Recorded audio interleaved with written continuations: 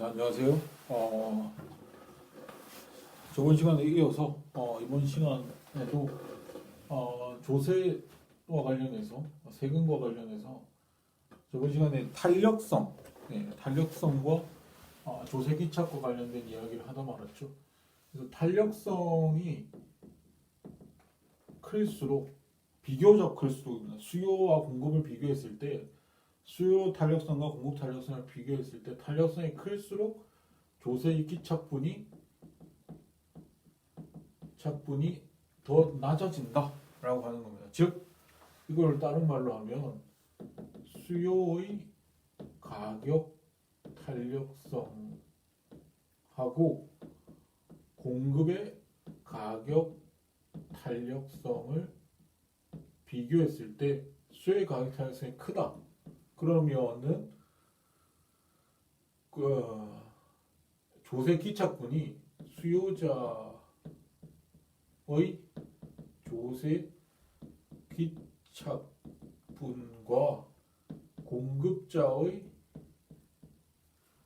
조세 기착분을 비교했을 때 그러면은 공급자의 조세 기착분이 커진다는 의미죠. 탄력성이 낮을수록 또는 탄력성이 클수록 조세 기착분이 작아지니까 이번에 수요자의 조세 기착분이 작아지는 거죠. 이게 만약에 반대라 그러면 공급자의 가격 탄력성이 크면 이번에는 수요자의 조세 기착분이 공급자의 조세 기착분보다 더 크다는 이야기입니다. 낮은 가격 탄력성일수록 더 많은 조세 기착분을 가져온다 라고 보시면 되는 것이죠. 그래서 이거를 이제 우리가 그 몇 가지 예를 통해서 이야기할 수 있는데, 예컨대 농산물이다. 이제 수요의 가격 탄력성만 변했을 때 농산물이다. 예컨대 저번 시간에 대충 이야기했었는데, 농산물이다 했을 때는 농산물은 수요의 가격 탄력성이 어떻게 됩니까? 이거 필수품이기 때문에 수요의 가격 탄력성이 굉장히 비탄력적입니다. 낮습니다. 이게 수요 곡선이 이래요. 비탄력적이에요. 이 농산물이다 했을 경우에. 그리고 공급 곡선은 뭐 평범한 공급 곡선 이렇게 그려주시면 돼요. 그러면 농산물의 경우에는 수요 가격 탄력성이 낮기 때문에 원래 여기에서 균형이 발생을 해서 원래 가격이 여기였겠죠. 여기였을 텐데, 그러면 조세가 부과되면 공급자가 납세자가 돼서 부과되면 이런 식으로 그러니까 공급곡선이 위로 상방으로 이동을 하게 되겠죠. 그러면 새로운 균형점이 발생을 하게 되고 여기가 되고 그 다음에 여기서 이렇게 되겠죠. 그러면 여기에 수요자의 조세 기착분이고 요만큼이 공급자의 조세 기착분이었잖아요. 누가 커요? 뭐가 크죠? 이게 더 크죠. 이게 수요자의 조세 기착분이고 이게 공급자의 조세 기착분인데 수요자가 더 크죠. 즉 수요의 가격 탄력성이 이렇게 비탄력적인 가격 탄력성이 낮으니까 비교적 공급에 비해서 수요의 가격 탄력성이 이렇게 비교적 낮아서 이렇게 가팔라지니까 수요자가 훨씬 더 기착분이 크죠. 그래서 수요의 가격 탄력성이 낮을수록 공급에 비해서 낮을수록 수요자가 훨씬 기착분이 많다라고 하는 것입니다. 그래서 농산물 시장에 있어서 이게 필수품이죠. 필수품일 경우에는 농산물뿐만 아니라 여러 가지 필수재 우리가 꼭 써야 되는 소비 품목일 경우에는 수요자들이 세금에 대해서 더 많은 조세 기착, 더 많은 조세를 부담하게 된다는 겁니다. 근데 우리가 예컨대 사치제다. 농산물이 아니고 이게 요트다. 요트 시장이다. 제로 이게 요트다. 요트 같은 거는 부자들이 향유하잖아요. 그래서 이 미국에서 1990년인가 91년도에 그 부자들한테 가세를 하기 위해서 뭐 부자들만 소비하는 뭐 요트나 아니면은 비행기, 경비행기겠죠. 비행기 또는 고급 자동차, 귀금속, 뭐 이런 수영장 이런데 부자들이 자기 집에 수영장을 가지고 있지 안 가지고 있잖아요. 그래서 그런 거에 대해서 그 세금을 매겼거든요. 네, 세금을 매겼습니다. 세금을 매겼는데 사실은 이렇게 세금을 매기니까 근데 사실은 부자들 같은 경우에는 이런 요트를 소비할 정도로 부자인 사람 같은 경우에는 사실 요트 가격에 대해서 상당히 가격이 탄력적으로 반응을 할 겁니다. 왜냐하면 요트 가격이 너무 비싸 버린다. 세금 때문에 너무 비싸 버린다. 그러면은 요트 안 타고 다른 거 해도 됩니다. 부자들은 요트 안 해도 뭐 다른 뭐 레저 자기 취미 활동할 게 많죠. 뭐 여행을 가버린다든지 아니면 고상한 취미를 가진다든지 요트 뭐 굳이 요트 안 해도 될 겁니다. 그래서 장기적으로 봤을 땐 그렇게 될 거라는 거죠. 예.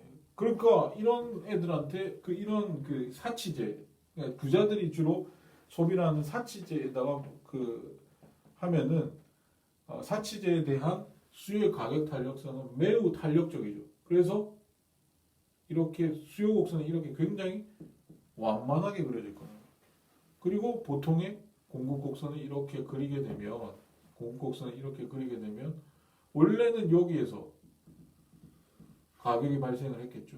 여기에서 가격이 발생을 했는데 지금 굉장히 비탄력적으로 그렸기 때문에 만약에 공급 곡선이 이렇게 상방으로 이동을 한다라고 하면 상방으로 이동을 한다 그러면 여기에서 새로운 가격이 설정되고 그래서 가격이 여기에서 결정되고 요만큼 내려와서 생산자들은 여기에서 수치를 하게 될 텐데 그러면 요만큼은 소비자들이 요만큼은 수요자들이 조세를 부과하고 요만큼은 생산자 또는 공급자들이 부담을 하게 되는데 공급자들이 훨씬 더 많이 부담을 하게 되겠죠.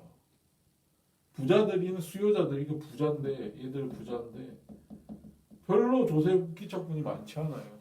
오히려 요트를 생산하는 요트 생산업자들 요트를 생산해서 팔아먹고 사는 사람들이 훨씬 더 조세에 대해서 많은 부담을 지기 때문에 이런 경우에는 요트 시장에 세금을 부과해서 손해를 보는 측은 요트 생산업자가 될 수밖에 없어서 망하게 된다는 겁니다.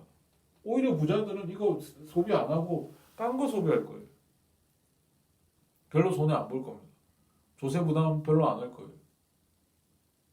그래서 이것도 마찬가지로 공급자들이 수의 가격 탄력성이 낮잖아요. 수의 가격 탄력성이 낮기 때문에 더 많은 조세 기차권을 가지게 되고 결국 요트 시장에서 부자들한테 과세를 하기 위해서 이런 고급 품목, 고급 상품에 대해서 조세를 부과하는 것이 별로 그 의도랑 상관없었다. 부자들한테 조세를 매기려고 했지만 오히려 생산업자들한테 더 많은 세금 부담을 하게 되는 그런 의도와는 전혀 반대되는 결과를 가져왔다. 그러니까 정부의 정책이라고 하는 것이 그 의도대로 되는 게 아닙니다. 그 의도대로 되지 않는다는 걸 증명하는 것이 경제학이라고 볼 수 있거든요. 그래서 이렇게 네. 그래서 보통 이제 이런 필수제 같은 거 이런 거 필수제는 서로 다른 방향으로 움직일 수도 있다라고 하는 겁니다. 자, 그렇게 해서 우리가 그 탄력성과 조세 기착과 관련된 그 관련성에 대해서 어떤 식으로 관련이 되는가와 관련된 이야기를 했습니다. 그래서 이제 조세와 관련된 이야기를 했고요. 그 다음에 총잉여와 시장의 효율과 관련된 이야기인데요. 이 총잉여와 시장의 효율이라고 하는 것은 총잉여라고 하는 게 있습니다. 네, 총잉여라고 하는 이 잉여라고 하는 개념 자체가 뭐냐면 그 그 시장에서 거래를 하는 당사자가 얻게 되는 그 거래를 통해서 얻게 되는 이득을 일컬어서 우리가 그 잉여라고 보통 이야기를 하거든요. 네, 잉여라고 이야기를 합니다. 그러니까 소비자든 생산자든, 그러니까 수요자든 공급자든, 여기서 말하는 여기 소비자 잉여, 생산자 잉여라고 있지만 이거 소비자라고 하는 건 수요자와 같은 말이에요. 수요자, 소비자 같은 말이고 생산자도 판매자, 공급자 다 같은 말입니다. 어쨌든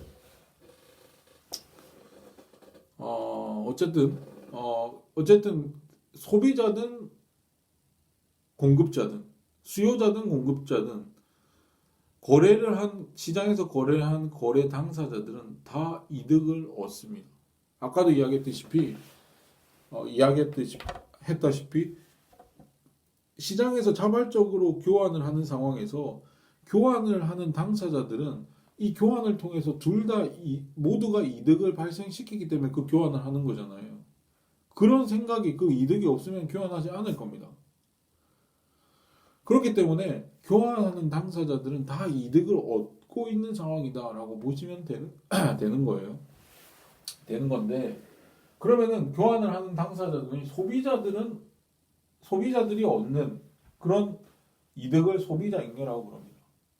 그 다음에 공급자 또는 생산자가 그 거래를 함으로 인해서 얻는 이득, 그거를 생산자 잉여라고 한다는 것이죠.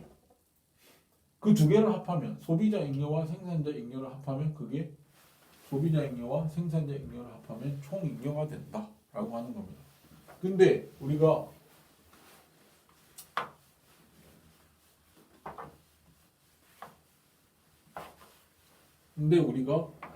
소비자 잉여를 어떻게 생각을 할 수 있냐면 밑에 좀 더 세부적으로 나와 있죠. 소비자가 지불하고자 하는 최대 가격에다 실제 지불 가격을 빼면 소비자 잉여가 되겠죠. 소비자가 여기에 대해서 내가 이 상품에 대해서 1,000원만큼의 만족도를 얻는다. 여기 1,000원만큼의 만족도 이걸 사용한다고 했을 때 1,000원만큼의 만족도를 얻는다 그러면 1,000원을 지불할 최대로 지불할 용의가 있는 거죠. 내 만족도만큼 이 바로 지불하고자 하는 최대 가격이 될 겁니다. 근데 실제로 시장에 가보니까 이걸 700원에 팔아요. 실제로 가보면 이걸 700원에 팔아요. 그러면 700원 내가 실제로 지불한 거죠. 실제 지불 가격이죠. 그럼 난 300원만큼 1,000원에서 700원을 뺀 300원만큼이 내 소비자들이 얻었다고 생각하는 이득이 될 겁니다. 그게 소비자 잉여라는 거죠. 우리가 시장에서 거래를 통해서 소비자들이 얻게 되는 이득, 그게 바로 소비자 잉여라는 거죠. 생산자 잉여는 뭐냐면 생산자가 실제로 이거를 만드는데 이걸 생산하는데 요거 예컨대 400원 500원 예컨대 500원 이거 생산하는데 500원의 비용이 들었다고 생각해봐요. 근데 시장에 갔더니 이게 실제로 700원에 팔리고 있어요. 그러면 내가 이걸 팔면 500원의 비용을 들여서 내가 700원에 팔면 200원만큼 이득을 얻는 거죠. 그걸 여기 적어 놓은 거예요. 실제로 생산자가 시장에서 수취한 가격은 700원이죠. 근데 그걸 만드는데 든 가격이 이게 받고자 하는 최소 가격이거든요. 받고자 하는 최소 가격. 내가 여기에 이거 생산하는데 500원 들었다 하면 최소한 500원은 받으려고 하잖아요. 그게 요 가격이에요. 받고자 하는 최소 가격. 500원 들었으면 500원의 비용이 들었으면 500원은 최소한 받으려고 할 거잖아요. 그러니까 실제로 시장에 가서 받은 700원에다가 내가 실제로 든 비용 또는 받고자 하는 최소 가격을 빼면 700원 빼기 500원 하면 200원이 생산자 잉여가 되는 겁니다. 생산자들이 얻는 이득이 그거라 이거예요. 그러면 이 거래를 통해서 총 잉여, 소비자와 생산자가 얻은 총 잉여 두 개 합하면 되겠죠. 그러니까 생산자는 우리에서 300원의 소비자 잉여를 얻었고 생산자는 200원의 잉여를 얻었으니까 총 이 거래를 통해서 얻게 된 이득은 그걸 총 잉여라고 그러죠. 이득은 500원이 되는 거죠. 300원 더하기 200원이니까. 이 거래를 통해서 시장에서 얻게 된 총 잉여는 500원이 되는 거죠. 이게 이제 총 잉여의 개념이에요. 즉, 총 잉여의 개념이라고 하는 건 이 시장의 거래를 통해서 달성된 뭔가 이득의 총합입니다. 네, 시장 거래를 통해서 얻게 되는 그 이득의 총합, 그게 총 잉여의 개념이라고 하는 것이죠. 그래서 이제 우리가 이렇게 개념 정의를 할 수 있고, 그거를 이제 그래프적으로 한번 살펴보자는 거예요. 그래프적으로 한번 총 잉여를 우리가 수요 공급 곡선을 그려가지고 한번 총 잉여와 총 잉여가 뭔지에 대해서 한번 이야기를 해보죠. Q가 되고 제로가 P는 가격이고 Q는 거래량입니다. 그리고 이제 공급 곡선을 이렇게 그리고 수요 곡선을 이렇게 그립니다. 수요 곡선을 이렇게 그리고 가격은 어디서 결정되죠? 바로 수요 공급과 공급 곡선이 만나는 요 지점을 P 스타라 하고 이거를 거래량을 Q 스타라고 한다라고 이렇게 이야기를 했습니다. 근데 이 그래프에서 우리가 Q 스타만큼 지금 거래를 하고 있죠. 거래를 하는데 소비자 잉여가 얼마나 크냐를 보면 요게 지금 아까도 이야기했듯이 이 공급 곡선의 높이는 한계 비용 곡선이라고 했죠. 한계 비용하고 같다. 이거는 수요 곡선의 높이는 한계 편익의 크기랑 같다라고 이야기를 했습니다. 그렇죠. 근데 여기서 소비자가 지불하고자 하는 최대 가격은 바로 편익만큼 지불하려고 할 거잖아요. 네. 여기에 대해서 1,000원의 편익이 있다. 그럼 최대로 1,000원만큼 지불할 용의가 있는 거예요. 근데 실제로 소비자가 실제 지불한 가격은 얼마죠? P 스타일 거 아닙니까? 그러니까 수요 곡선의 높이는 소비자가 지불하고자 하는 최대 가격의 높이입니다. 높이입니다.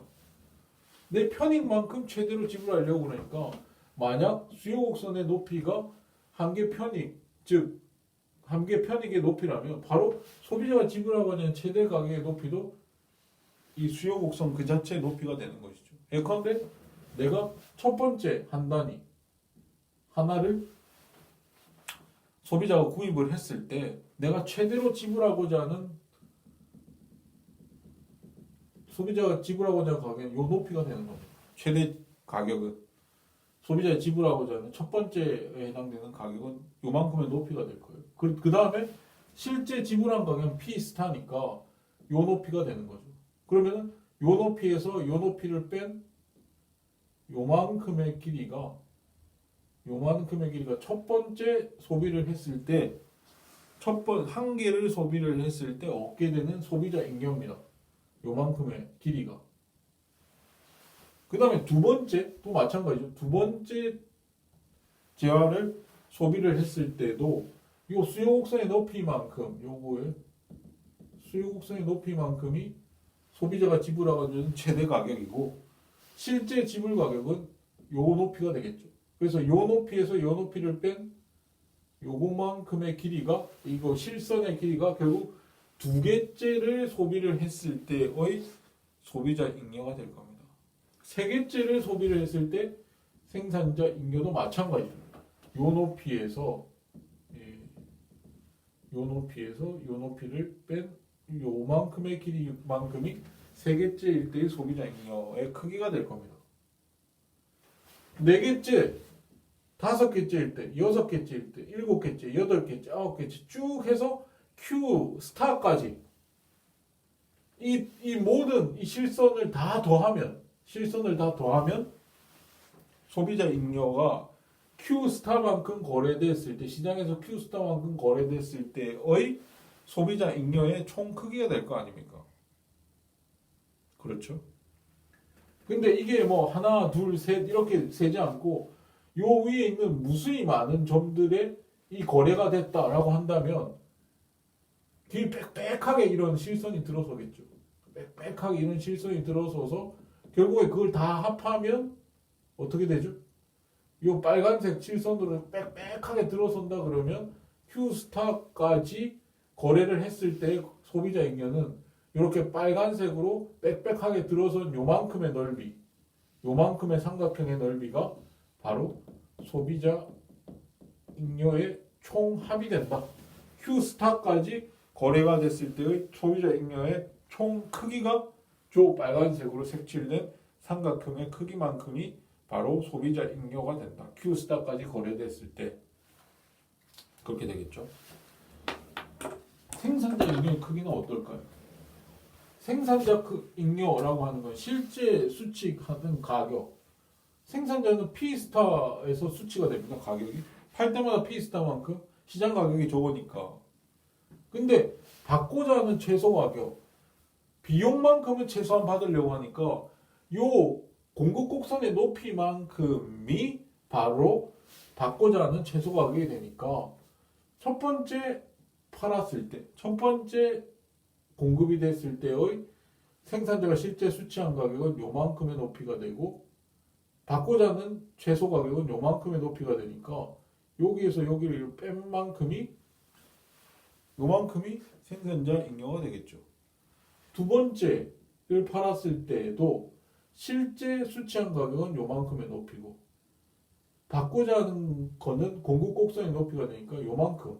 그러니까 요 길이만큼, 요 높이에서 요 높이를 뺀 요 길이만큼이 두 번째 공급을 했을 때의 생산자 잉여가 될 겁니다.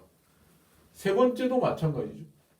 요 높이에서 공급 곡선의 높이인 요 높이를 빼면 요만큼의 실선의 길이만큼이 세 번째 공급했을 때의 세 번째 재화를 공급했을 때의 생산자 잉여가 됩니다.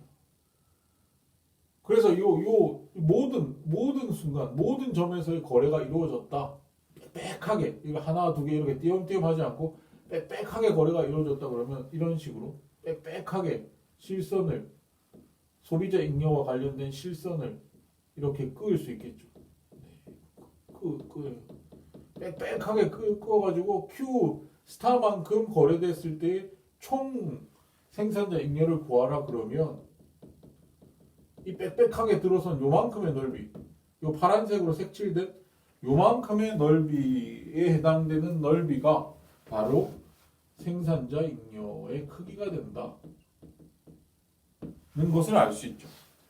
Q 스타까지 공급이 되었을 때의 생산자 잉여의 크기는 바로 저 파란색으로 색칠되어 있는 저 삼각형의 크기만큼이 생산자 잉여의 총합이 된다라고 보시면 되고 결국 Q 스타까지 거래가 되었을 경우에 총 잉여는 소비자 잉여와 생산자 잉여를 다 합한 거니까 요 삼각형과 요 빨간색 삼각형과 파란색 삼각형을 합한 요 전체 삼각형, 요 전체 삼각형의 크기가 결국 총 잉여의 크기가 된다라고 하는 겁니다. 네, 그렇죠. 그렇습니다. 근데 우리가 지금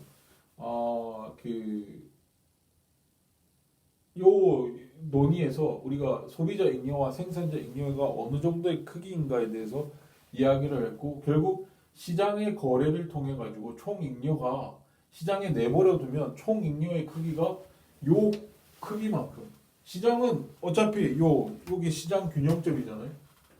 여기가 시장 균형점인데 이 시장 균형에서 거래가 성립이 되게 될 것이고 그래서 시장 균형에 해당되는 가격과 거래량 수준에서 거래가 이루어졌다는 거 아닙니까? 근데 그렇게 거래를 했더니 소비자 잉여와 생산자 잉여를 합해서 시장에서 Q스타만큼 거래가 이루어진 결과 소비자 잉여와 생산자 잉여를 합한 총 잉여는 요만큼의 크기가 됐다 이거면 요만큼의 크기가 됐다 그 사실을 알 수 있었죠.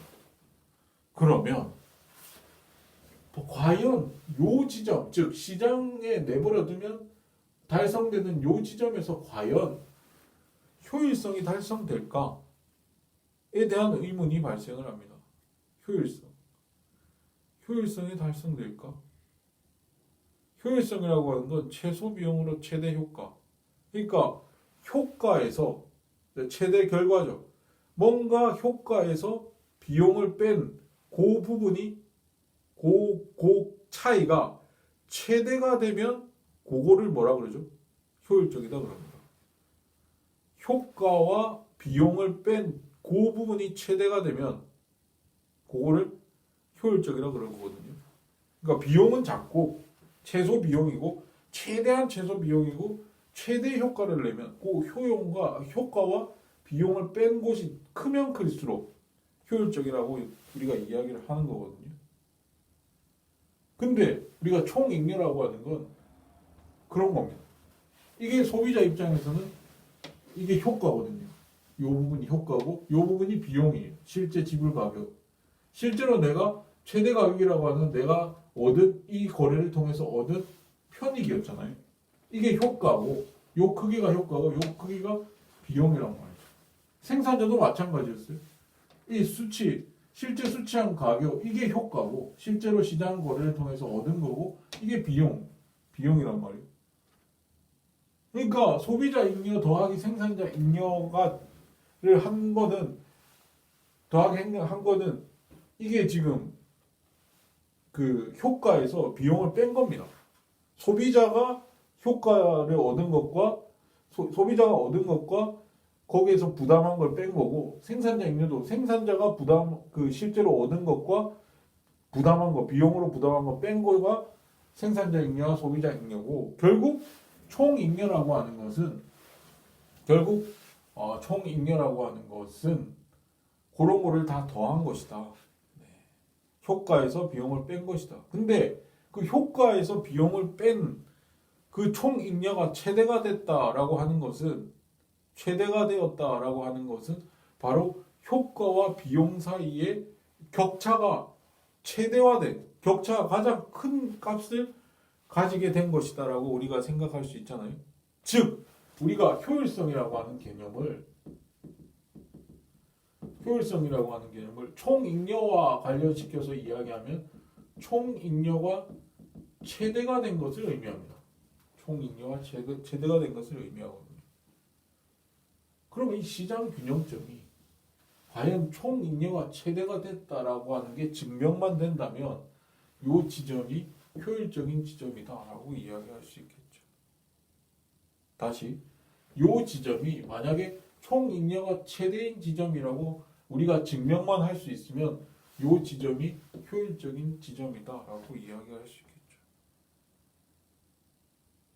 근데 과연 이 지점이 총잉여가 최대가 되는 지점이냐를 한번 살펴보겠습니다.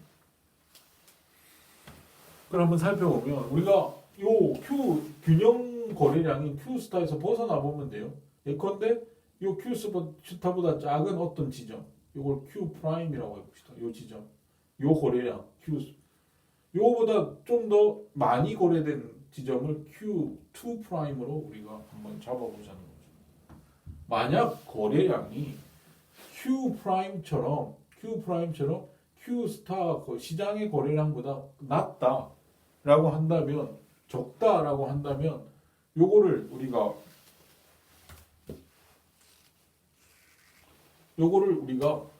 요때 가격 Q 프라임에서의 가격은 어떻게 책정이 되겠어요? Q 프라임에서의 가격은 어디에서 되냐면 요 높이에서 가격이 형성될 겁니다. P 프라임에서 가격이 형성될 거예요. 왜냐하면 소비자는 여기 지불할 용의가 있거든요. 요 수요 곡선의 높이 자체가 한계 편익의 높이고 한계 편익만큼 얻은 만큼 만족도를 얻은 만큼 지불할 최대 가격이니까 지불할 용의가 있는 최대 가격이니까 요 지점에서 지금 지불할 용의가 있는 겁니다. 그렇죠? 그러니까 요 Q 프라임이면 가격이 P 프라임으로 책정이 돼요. 수요 곡선의 높이만큼 책정이 됩니다. 그러면 소비자 잉여는 어떻게 되죠? 소비자 잉여는 수요 곡선과 가격 사이에 요만큼의 넓이만큼 요 삼각형의 넓이만큼이 소비자 잉여가 되겠죠. 생산자 잉여는 어떻게 될까요? 생산자 잉여는 실제 가격이 가격이 P 프라임에서 설정됐으니까 가격은 여기 실제 수치한 가격에서 요 가격에서 요 공급곡선 사이에 요것과 요 높이와 요 공급곡선 사이의 넓이만큼이 바로 생산자 잉여가 되겠죠. 그러니까 요게 생산자 잉여가 될 겁니다. 요만큼 지금 Q 프라임만큼만 거래가 되니까 요 넓이만큼 요 넓이만큼이 생산자 잉여가 될 겁니다. 요 넓이만큼 생산자 잉여. 소비자 잉여 요만큼. 그러면 소비자 잉여와 생산자 잉여를 다 더한 총 잉여는 어떻게 되죠? Q 프라임일 때 총 잉여는 요 크기가 되겠죠. 요 크기가 되겠죠. 그럼 Q 프라임일 때의 총 잉여가 크나요? Q2 프라임일 때의 총 잉여가 크나요? 요게 크죠. Q 스타일 때가 더 크죠. Q 프라임일 때 총 Q 스타일 때의 총 잉여는 요만큼 더 큰 삼각형의 넓이만큼이 총 잉여고 Q 프라임일 때는 요만큼이 총 잉여니까 작아집니다. 실제로 Q 스타에서 작아지면 작아질수록 거래량이 작아지면 작아질수록 총 잉여 크기는 점점 작아집니다. 그러면 Q 스타보다 거래량이 많아질 때는 어떻게 되느냐? 많아지게 되면은 이 가격은 어디에서 성립이 되죠? 네, 가격은 그러니까 만약에 Q2 프라임이라 그러면 사실은 이 Q 스타보다 더 거래량이 많아지면 사실 거래가 성립이 안 됩니다. 거래가 성립이 안 돼요. 거래가 성립이 되더라도 잉여는 마이너스가 됩니다. 총 잉여는 마이너스가 됩니다. 총 잉여는 마이너스가 되거든요. 그렇기 때문에 1로 가면 갈수록 총 잉여는 마이너스가 돼요. 그리고 애초에 거래가 성립이 되지 않습니다. Q 스타보다 더 커지면 왜냐하면 여기에서 소비자 그 공급자가 받으려고 하는 즉 받고자 하는 최소 가격은 요만큼의 높이인데 소비자가 지불하려고 하는 최대 가격은 여기란 말이에요. 생산자는 요만큼의 높이만큼 받으려고 그러고 소비자는 요만큼의 높이만큼 주려고 한다면 그러니까 여기에 대해서 소비자는 최대한 1,000원을 지불할 여기가 있어요. 근데 이거에 대해서 생산자는 2,000원 달라 하면 주겠어요? 최소한 2,000원 받아야 돼. 그럼 거래가 성립이 안 되겠죠. 안 됩니다. 거래가 성립이 안 될 뿐만 아니라 거래가 성립이 돼도 마이너스가 돼요. 잉여가. 예컨대 요거 지금 소비자가 1,000원 지불할 용의가 있잖아요. 근데 생산자는 2,000원을 최소한 받아야겠어요. 2,000원 최소한 받아야 된다는 건 뭐죠? 이거 생산한 비용이 2,000원 들었다 이거예요. 그 예컨대 2,000원 들었는데 그냥 소비자가 원하는 가격인 1,000원에 팔았어요. 1,000원에 팔았어요. 그러면 소비자 잉여는 제로죠. 1,000원 지불할 용의가 있었는데 실제로 1,000원 지불했으니까 0인데 생산자는 어떻게 돼요? 1,000원만큼 마이너스가 됐죠. 마이너스 1,000이 될 겁니다. 2,000원 빼기 1,000원. 1,000원 빼기 1,000원 빼기 2,000원 되니까. 마이너스. 여기서 거래가 이루어지면 마이너스가 됩니다. 잉여가 점점 1로 가면 1로 갈수록 줄어듭니다. 마이너스가 되니까 총잉여. 이것도 1로 가면 1로 갈수록 줄어들어요.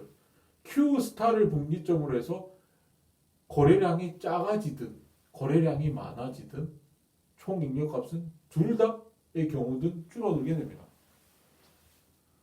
그렇게 되면 결국 어떻게 된다? 이 상태가 총잉여가 최대가 된다 이거예요. 즉 총잉여가 최대가 되는 지점은 이 균형점입니다. 즉 요 시장 균형점이 곧 총잉여가 최대가 되는 것이고, 총잉여가 최대가 된다는 것은 효과와 비용 간의 차이가 가장 큰 경우이기 때문에 효율성이 달성되는 지점이다. 즉 이게 무슨 말입니까? 시장은 내버려두면 시장 균형점으로 수렴을 하게 되고, 그 수렴한 상태의 균형점은 효율성을 달성하더라 라고 하는 결론에 이르게 됩니다. 즉 우리가 사익이, 우리 그렇게 이야기했죠. 사익이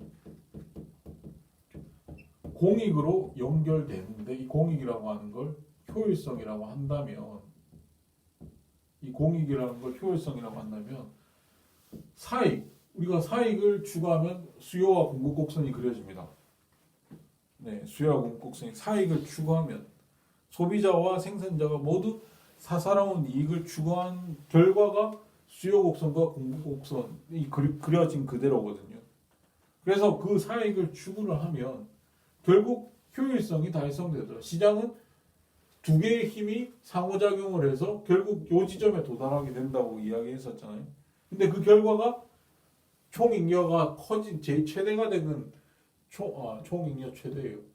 총잉여가 최대가 된 지점이기 때문에 결국 효율성이 달성된다. 즉 보이지 않는 손에 의해서 효율성이 달성된다라고 이야기를 했었는데, 그게 공익이 달성된다라고 해서 그게 증명이 되는 거죠 지금.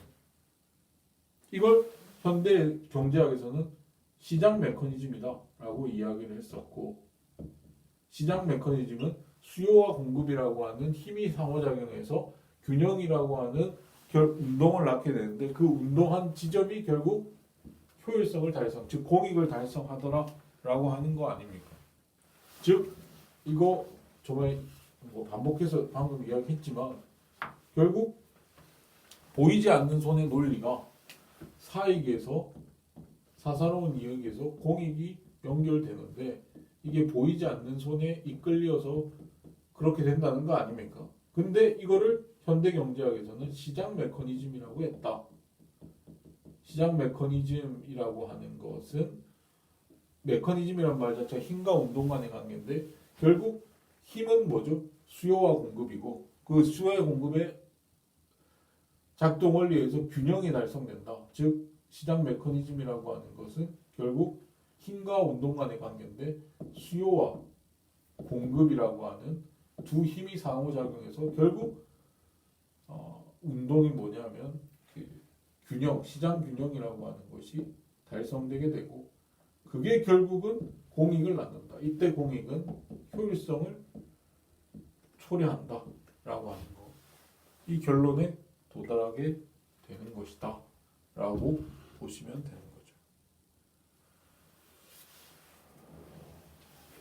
보시면 됩니다. 그래서 시장에 내버려 두면 결국에는 효율성이 달성되게 돼 있어요. 효율성이 달성되게 된다라고 하는 건데, 근데 만약에 그러면 시장에 내버려 두지 않으면 어떤 현상이 발생을 하느냐라고 하는 것을 우리가 이야기를, 그러니까 시장에 내버려 두지 않고 시장에 개입하는 상황을 우리가 아까 방금 전에 우리 이번 시간에 이야기를 저번 시간에 이야기를 했었잖아요.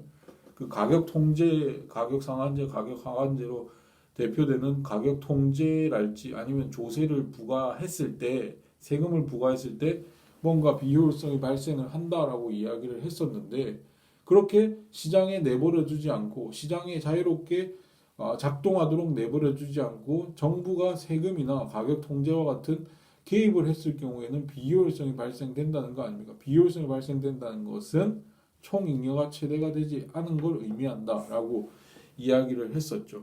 그래서 그 총잉여를 통해 가지고 비효율성이 어떻게 초래되느냐도 우리가 조세 경제적 응용이라고 하는 파트에서 조세가 어떻게 경제적 손실을 낳느냐를 가지고 한번 이야기를 해보자는 거죠.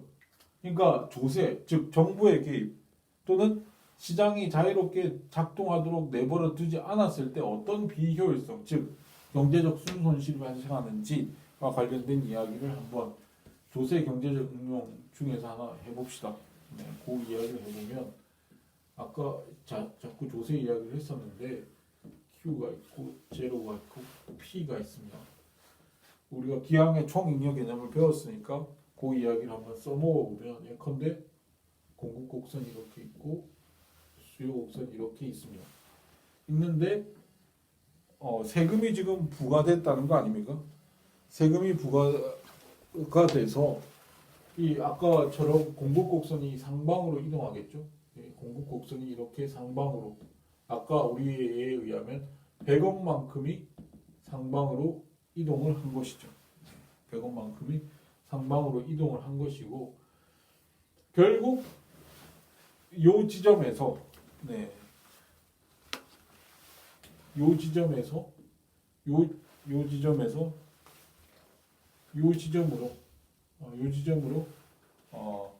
그 가격 그 균형점이 바뀌었죠.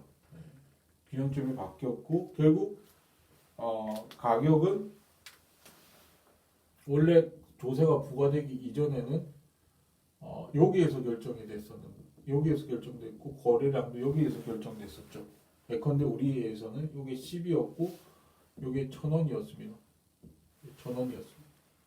근데 조세가 부과됨으로 인해 가지고 거래량도 줄어들었고 우리에서는 이게 9였죠.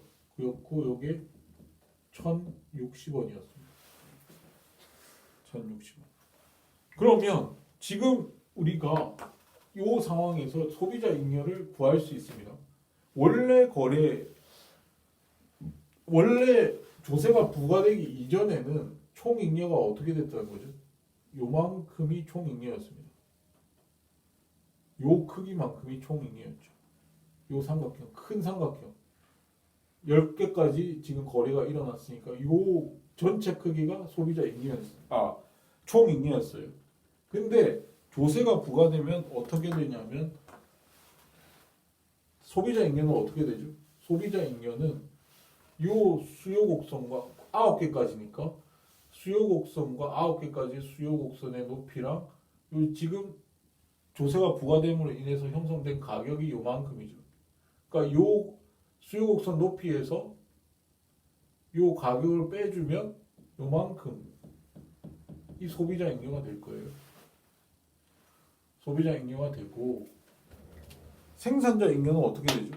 생산자 잉여는 여기서 지금 생산자는 아까 9,060원을 받았지만 100원만큼 세금을 내야 되기 때문에 빼줘야 되죠.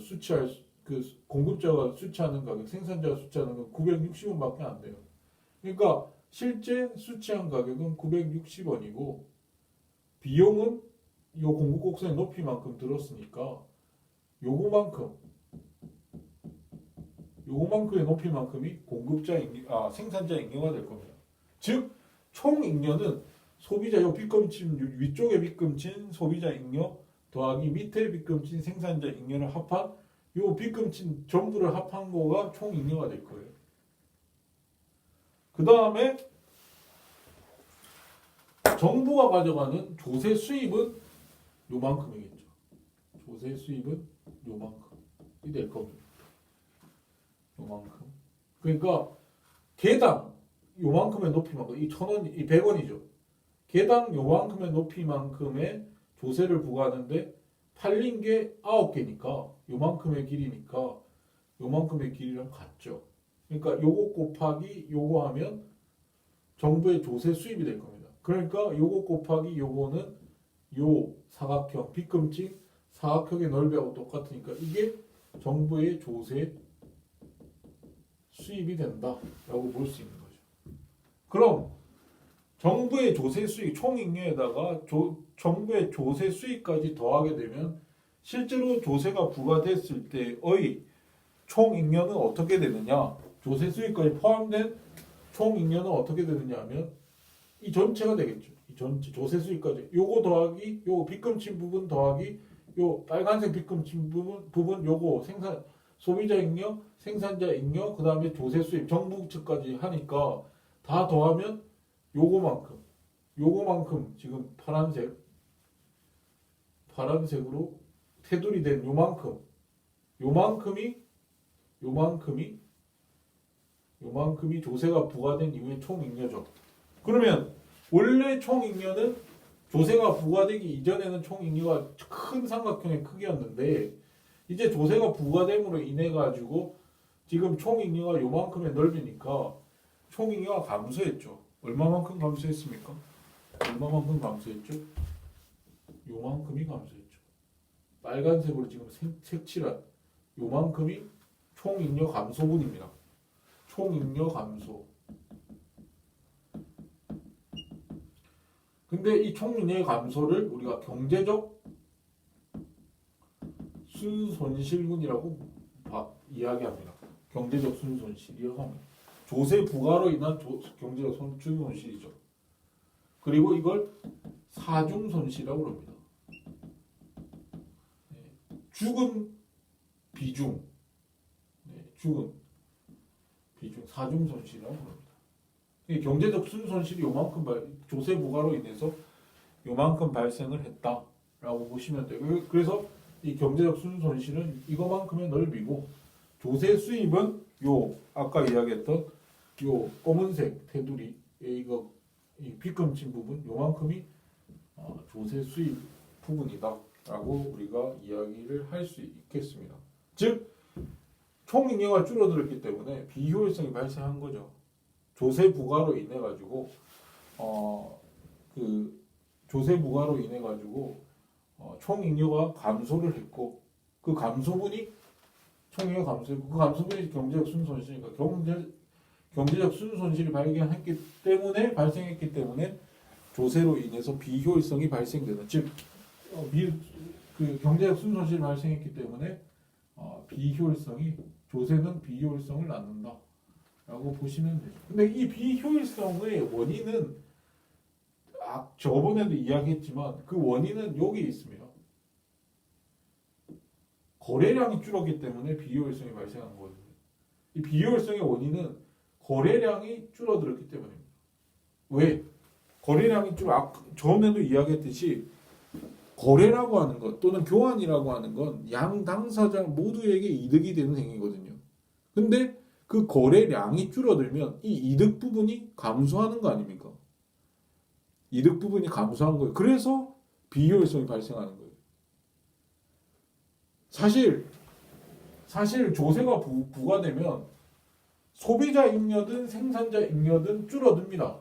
소비자 잉여든 생산자 잉여든 줄어들어요. 그 이전에 비해서 줄어드는데 그 줄어든 것 중에 줄어든 거는 이 거래를 통해 가지고 줄어든 거, 즉 소비자는 60만큼 그 개당 60만큼의 소비자는 개당 60원만큼의 손해를 본 거죠. 그러니까 이게 날아간 겁니다. 이득이 날아간 거예요. 시장 거래를 통한 이득이 날아간 거예요. 그 다음에 생산자는 또는 공급자는 개당 40원만큼의 이득이 날아간 거예요. 근데 사실 개당 이 40원 더하기 60원 이 두 개 이게 100원이잖아요. 개당 100원. 개당 100원은 사실 정부가 가져가요. 정부가 가져가기 때문에 소비자, 생산자, 정부 다 사실 팔린 것만 보면 사실 없어요. 손해본 게 없어요. 왜냐하면 손해본 만큼 정부가 가져갔기 때문에 얘네들한테는 마이너스지만 이 소비자, 생산자 개당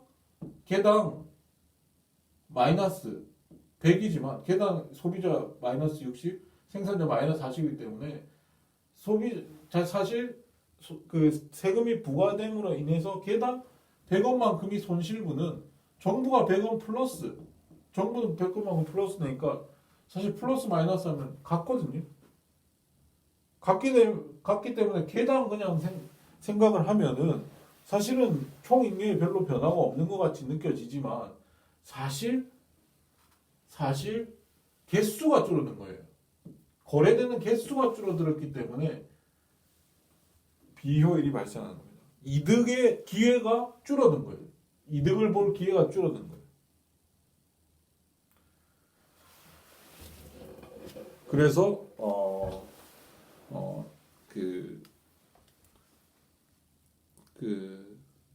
모든 그 총잉여의 감소 또는 경제적 순손실이라고 하는 것은 시장에서 거래량이 줄어들므로 인해서 발생하는 것이다.